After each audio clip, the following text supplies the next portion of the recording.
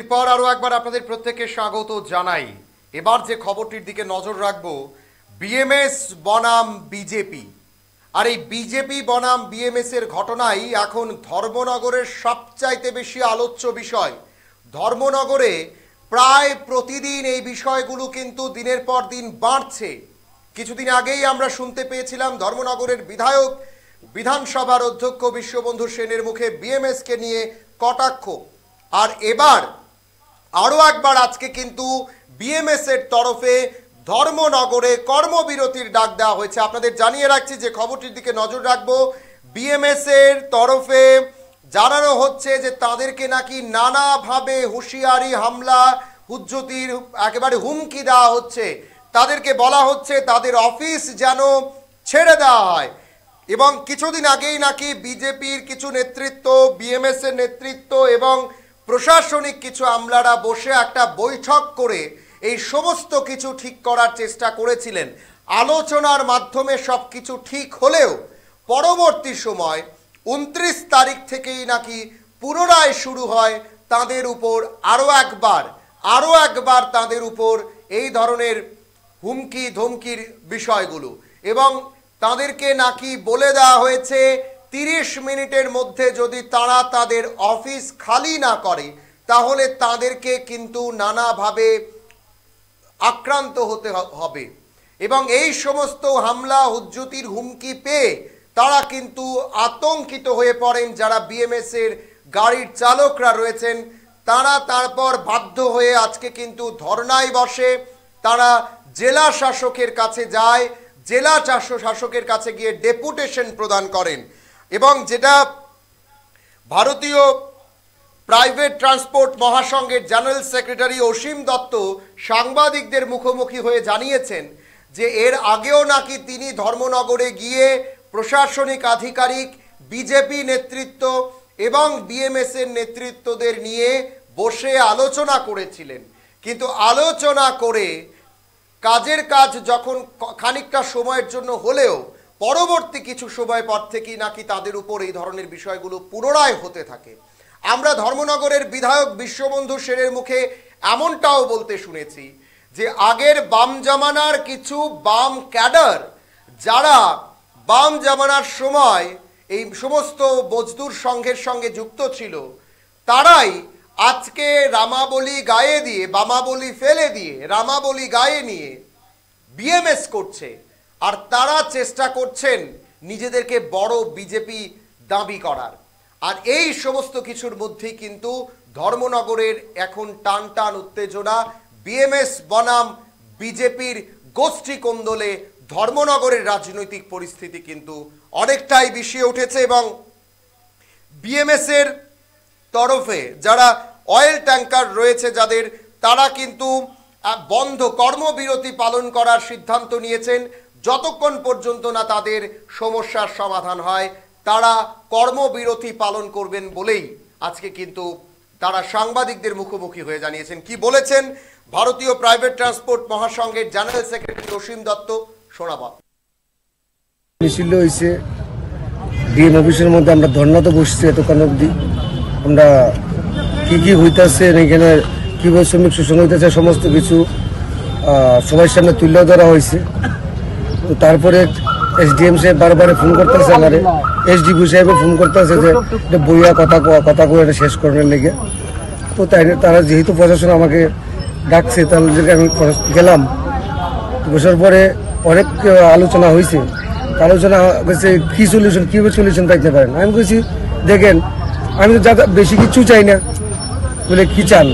আমি বলছি এরা কিছুদিন আগে যে মিটিংটা হয়েছিল তারা তারিখ না কয় তারিখে আসছিল, মিটিংটা যারা হয়েছিল এসপি সাহেব আসছিল, এসডিএম আপনি ছিলেন এবং ওসি সাহেব ছিল, আমাদের থেকেও কার্যকর্তারা 4 জন ছিল, বিজেপি পার্টির থেকেও মন্ডল বিসেন থেকে 4 জন ছিল। তো তারা সবাই মিলে আলোচনা করে সুন্দর আলোচনা হয়েছিল না কি সুন্দর আলোচনা হয়েছিল। তা আলোচনা হয়েছে, যে আলোচনা হয়েছে সিদ্ধান্ত লিখিতভাবে আমাদেরকে কাগজ দিয়েছেন সবাই যেটা হয়েছিল। তারপর থেকে 29 তারিখ অবধি খুব ভালোভাবে সুন্দরভাবে ধর্মনগরে কাজ চলছে, কোনো প্রবলেম নেই। কোনো প্রবলেম হয়েছে কি বলা না, কোনো নিউজ আছে না, যেভাবে সুন্দর সমস্ত শ্রমিক ভাইয়েরা সবাই খুশি। এবং ইভেন ধর্মনগরবাসীও খুশি যে কীভাবে সুন্দর চলছে। ঠিক 30 তারিখ থেকে আবার বিপ্লব কিছু লোক টুক নিয়ে এসে আমাদের কার্যালয়ে গিয়েছিল, তাদেরকে আধা ঘন্টা টাইম দিয়েছে অফিস থেকে বাইরে যাওয়ার জন্য। তারা বয়ে ফালিয়ে পিঠে দিকে বয়ে ফালিয়ে তারা সবাই আগরতলা আমার বাড়ি থেকে বসে আছে 4 দিন ধরে। তো আমি আশ্বাস করলাম ঠিক আছে চলো, আমি প্রশাসন যেহেতু আমাদেরকে কথা দিয়েছে আর হবে না, তারাও বলছে হবে না, আমি প্রশাসনের কাছে গিয়ে জিজ্ঞেস করবো কেন এটা ভাইলেশন হইতেছে। তো শ্রমিকরা করেছে না দাদা আমরা অয়েল ট্যাঙ্কার আমরা নিজেরাই চালাইতাম না, পয়সা তারা নিজের থেকে তারা কর্মবিরতি নিয়ে নিয়েছে। তারপরে আমি আইসি এখানে কথা কইছি, কথা তারা কিছু আমার কাছে কি আমি কিছু এটি চাই যে জিনিসটা ওই দিন লেখা হয়েছিল করতো না, যেটা আমরা চালাইছি সুন্দর আমাদের কাজ আমাদেরকে করতে দিন, শুধু আমাদের কাজ আমাদেরকে করতে দিন, আমরা অন্য কারোর কাজে ইয়ে করবো না, এটাই আমি চাই। বলছে ঠিক আছে আজকে যে ম্যাটারটি হয়েছে কে থ্রেট দিছে কি হয়েছে না হয়েছে সমস্ত কিছু লিখিতভাবে সমস্ত এভিডেন্স তাদের কাছে প্রশ্নের কাছে দেওয়ার জন্য তারা যা কিছু আমি আলোচনা রাখছি সব কিছু লিখে রাখছে, তারা উপর স্তরে তারা পাঠাইব, উপরে স্তরের সঙ্গে তারা কথা কইব, কথা কী করে শেষ করা যায়। আমি যতক্ষণ অবধি শেষ না হইব ততক্ষণ অবধি অয়েল ট্যাঙ্কার বন্ধ থাকবে, কর্মবিরতি চলতে থাকবো, এটা জানাই দিয়েছি। এটা সলিউশন করেন, আমি ধর্মনগরী আসি, যতক্ষণ অবধি আমাকে ডাকেন যে সময় ডাকবেন আমি আসবো, আমি ধর্মনগরী আসি। নমস্কার। আপনারটা জিনিস আমার নাম অসীম দত্ত, ভারতীয় প্রাইভেট ট্রান্সপোর্ট মজদুর মহাসংঘে অল ইন্ডিয়া প্রেসিডেন্ট। আমার সঙ্গে আছেন ত্রিপুরা অয়েল ট্যাঙ্কার ড্রাইভার মজদুর সংঘের state general secretary Dinesh Debnath, এবং আমার সঙ্গে আছেন উত্তর ত্রিপুরা বাহ্যিক চালক সংঘের জেনারেল সেক্রেটারি অনুপ পাল, এবং প্রাইভেট ট্রান্সপোর্টের এই জেলারও কনভেনার অনুপ পাল। আমরা একটা জিনিস জানতে না সেটা অবৈধ, সে নিজেকে বলছে সে প্রেসিডেন্ট, সেটা দেখেন আমরা আমি আগেও অনেকবার সাংবাদিকের সামনে আমি ডেট অনেকটি আমরা যে চেঞ্জ দিয়েছি, আমাদের স্টেট কনফারেন্সটা হবে মহাসংঘে ত্রিপুরা প্রদেশে কনফারেন্স হবে, সে ডেটটা ফাইনাল করেছি আমরা। ভোপালও ডেটটা আমাদের এর আগে কমিটিটা যেহেতু 5 বছর হয়ে গেছে, বেশি হয়ে গেছে, সে কাজ করছে না, সে আগে প্রেসিডেন্ট ছিল, সে 1 বছর ধরে কোনো মিটিংয়ে যায়নি। সমস্ত ইউনিয়নের কার্যকর্তারা মিলে কার্যসমিতি বৈঠকে সিদ্ধান্ত করে কমিটির ডিজার্ভ করে কনভেনার ঘোষণা করা হয়েছে, এবং 8 জন কনভেনার ঘোষণা হয়েছে কনফারেন্স করার জন্য। অলরেডি সবাই মিলে ডিসিশন নিয়েছে, এটা আমার ব্যক্তিগত বা আমাদের কেউ ব্যক্তিগত না, সমস্ত ইউনিয়নের কার্যকর্তারা মিললে সে ডিসিশন করছে, সেই ডিসিশন মতে কনফারেন্সটা হবে মার্চে। এখন অব্দি যে ডেটটা ফাইনাল করা হয়েছে নর্থের ভোপালেও ডিক্লেয়ার করা হয়েছে, এবং আমাদের all India general secretary Rabindra হিমতিজির সঙ্গে আমরা গুয়াহাটি গেছি, দেখা করা হয়েছে, কথা হয়েছে, প্রাইমের সঙ্গে কথা ফাইনাল করা হয়েছে যে ডেটটা মার্চ মাসের 9-10 ডেট ফাইনাল করা হয়েছে। এই ডেটে কনফারেন্স হইব। তো এইখানে ভিতরে সে এখানে গিয়েছিল মিটিংয়ে, যেহেতু আগে প্রেসিডেন্ট ছিল তার তো দায়িত্ব আছে যে আগে যে হিসাব না সব কিছু দিতে হইব, সেই হিসাবে তাকে ডাকা হয়েছে। নর্থের থেকে আচ্ছা 4 বছরে প্রত্যেক ইউনিয়নের থেকে যত টাকার মেম্বারশিপ কাটছে, আমি সবার সামনে ওকে জিজ্ঞেস করছি, এক কথা একটা শব্দ বলেনি, কথা হিসাব দিতেও পারিনি, এত বছরদের যত টাকা মেম্বারশিপ আছে আজকে অব্দি 1 টাকাও দেয়নি, কোনো টাকা টোকা সে দেয়নি। তার জন্য আমি কার্যসমিতি সবার সামনে আমি ডিক্লেয়ার করছি, সে এবং অবৈধ যে কাজগুলো করতেছে সে তার লাগে সবার সামনে আমি ডিক্লেয়ার করছি যে আজীবনের জন্য প্রাইভেট ট্রান্সপোর্টের থেকে সাসপেন্ড করার ঘোষণা করা হবে।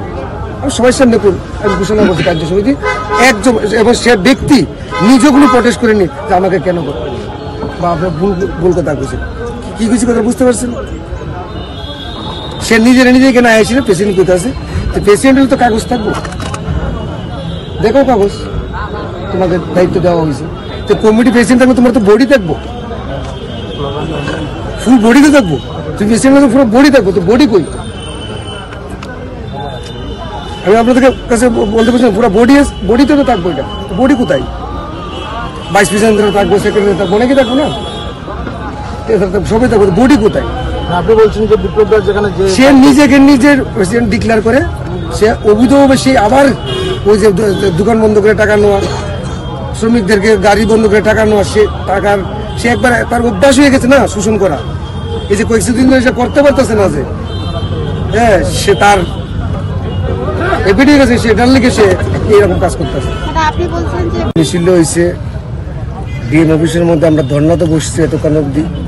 আমরা কি হইতেছে এখানে, কীভাবে শ্রমিক শোষণ হইতেছে সমস্ত কিছু সবার সামনে তুলে ধরা হয়েছে। তো তারপরে এসডিএম সাহেব বারবার ফোন করতেছে, আমারে এসডিপি সাহেব ফোন করতেছে যে এটা বইয়া কথা কয়ে এটা শেষ করার লেগে। তো তারা যেহেতু প্রশাসন আমাকে ডাকছে, তাহলে আমি গেলাম। বসার পরে অনেক আলোচনা হয়েছে। আলোচনা হয়েছে কী সলিউশন, কীভাবে সলিউশন পাইতে পারেন। আমি বলছি দেখেন, আমি তো যাতে বেশি কিছু চাই না। বলে কি চান? আমি বলছি এরা কিছুদিন আগে যে মিটিংটা হয়েছিল 13 তারিখ না কয় তারিখে আসছিল, মিটিংটা যেটা হয়েছিল, এসপি সাহেব আসছিল, এসডিএম আপনি ছিলেন এবং ওসি সাহেব ছিল, আমাদের থেকে কার্যকর্তারা 4 জন ছিল, বিজেপি পার্টির থেকে মন্ডল প্রেসিডেন্ট থেকে 4 জন ছিল। তো তারা সবাই মিলে আলোচনা করে সুন্দর আলোচনা হয়েছিল না কি না, সুন্দর আলোচনা হয়েছিল। তা আলোচনা হয়েছে, যে আলোচনা হয়েছে সিদ্ধান্ত লিখিতভাবে আমাদেরকে কাগজ দিয়েছেন সবাই যেটা হয়েছিল। তারপর থেকে 29 তারিখ অবধি খুব ভালোভাবে সুন্দরভাবে ধর্মনগরে কাজ চলছে, কোনো প্রবলেম নেই। কোনো প্রবলেম হয়েছে কি বলার না, কোন নিউজ আছে না, যেভাবে সুন্দর সমস্ত শ্রমিক ভাইয়েরা সবাই খুশি এবং ইভেন ধর্মনগরবাসীও খুশি যে কীভাবে সুন্দর চলছে। ঠিক 30 তারিখ থেকে আবার বিপ্লব কিছু লোক টুক নিয়ে আসলে আমাদের কার্যালয়ে গিয়েছিল, তাদেরকে আধা ঘন্টা টাইম দিয়েছে অফিস থেকে বাইরে যাওয়ার জন্য। তারা বইয়ে ফালিয়ে পিঠেটা দিকে বইয়ে ফালিয়ে তারা সবাই আগরতলা আমার বাড়ি থেকে বসে আছে 4 দিন ধরে। তো আমি আশ্বাস করলাম ঠিক আছে চলো, আমি প্রশাসন যেহেতু আমাদেরকে কথা দিয়েছে আর হবে না, তারাও বলছে হবে না, আমি প্রশাসনের কাছে গিয়ে জিজ্ঞেস করবো কেন এটা ভাইলেশন হইতেছে। তো শ্রমিকরা করেছে না দাদা, আমরা অয়েল ট্যাঙ্কার আমরা নিজেরাই চালাইতাম না, পয়সা তারা নিজের থেকে তারা কর্মবিরতি নিয়ে নিয়েছে। তারপরে আমি আইসি এখানে কথা কইছি, কথা তারা কিছু আমার কাছে কি, আমি কাছে এটাই চাই যে জিনিসটা ওই দিন লেখা হয়েছিল করতো না, যেটা আমরা চালাইছি সুন্দর আমাদের কাজ আমাদেরকে করতে দিই।